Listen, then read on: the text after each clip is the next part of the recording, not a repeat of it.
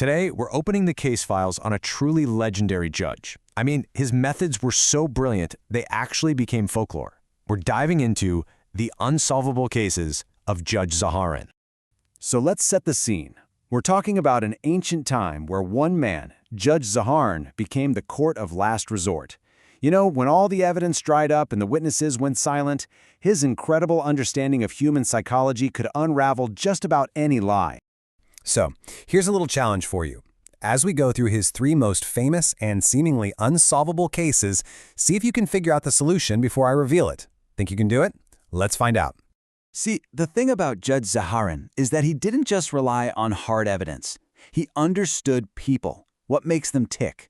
His courtroom was basically a stage where greed, lies, and true character were put on full display. And his verdicts? They were always a masterclass in justice.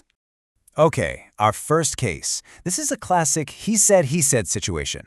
It's just a simple loan between 2 neighbors, but with absolutely no paperwork and no witnesses, it seems completely impossible to solve.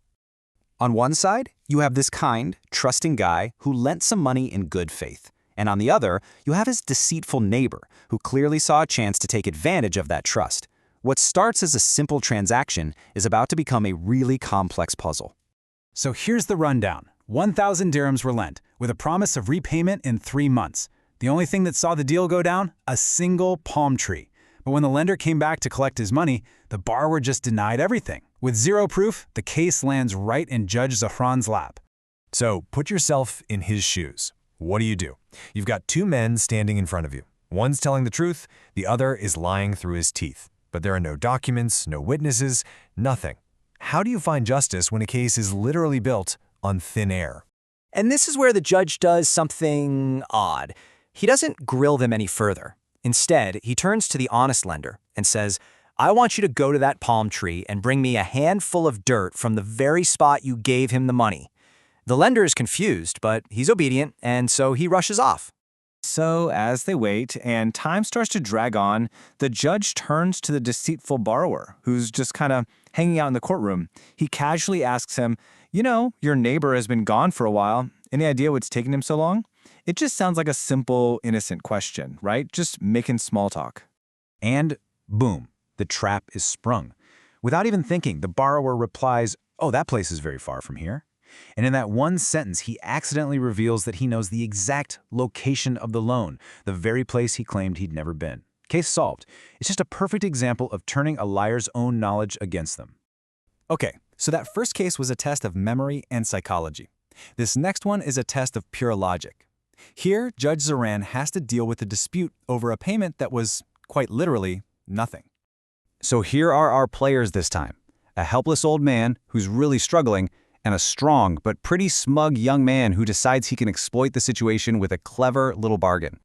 Picture this. An old man's donkey stumbles, and this massive, heavy sack of flour just tumbles to the ground. The old man is way too weak to lift it back up by himself. Then, a young man comes along and offers his help, but not for free. He wants to be paid.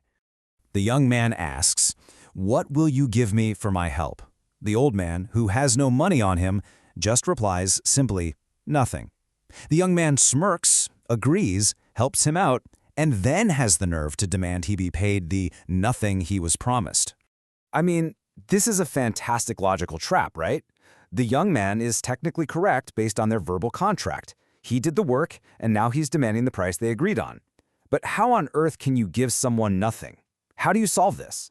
Judge Zahran, faced with this totally absurd situation, doesn't even argue. He has the donkey and the sack brought right into the courtroom. He tells the young man, first, take the sack of flour off the donkey and put it on the ground, then lift it back up again. So after the young man lifts this heavy sack off the courtroom floor, the judge looks right at him and asks a single, absolutely brilliant question. What did you find on the ground beneath the sack after you picked it up? The young man looks at the empty spot on the floor. I mean, there's only one possible answer he can give. Nothing. And in that exact moment, you can see it on his face. He knows he's been beaten at his own game. The judge's verdict is just perfect. Then take it, he declares. That is what you were promised. By making nothing a real, physical absence, Judge Zahran honors the letter of this ridiculous agreement while delivering a powerful lesson in humility. He shows that the best way to expose absurdity is with its own literal logic. Okay, our final case is maybe the most complex of them all. This time, it's not about a crime or a dispute between strangers. It's about a cryptic will that's threatening to tear an entire family apart. So a dying father leaves behind this really bizarre will. He has 3 sons, and get this, they're all named Zaid. The will simply says, Zaid inherits, and Zaid does not inherit. So 2 of the sons get everything, and 1 of them gets nothing. The question is, which one? Judge Zahran suspects one of the sons isn't actually a true heir, so he comes up with this intense emotional test. He tells each son, privately, that to solve the case, they'll have to exhume their father's body. The first 2 sons are horrified. They refuse to dishonor their father, even for an inheritance. But the third, Zaid, he agrees, callously saying the living are more important than the dead. And with that one heartless response, the riddle is solved. The father's true sons would never, ever dishonor his memory. This revealed the third Zayed as the one who should be disinherited. You see, the judge knew that a simple test could reveal greed, but only a test of love and respect could reveal true character. And when you look across all 3 cases, you start to see this pattern of incredible insight. The wisdom of Judge Zahran is just timeless, isn't it? He teaches us to turn a liar's own knowledge against them, just like he did with the borrower. He shows us how to completely dismantle absurd arguments with literal logic. And maybe most importantly, he proves that a person's true character will always, always reveal itself under pressure, showing that true insight can be way more powerful than any piece of physical evidence. And that brings us to the end. It really makes you think, though. In a world that's so full of misinformation and really complex disputes, which of Judge Zahran's brilliant methods, the psychological traps, the logical takedowns, or the character tests, which one do you think would be the most effective in finding the truth today?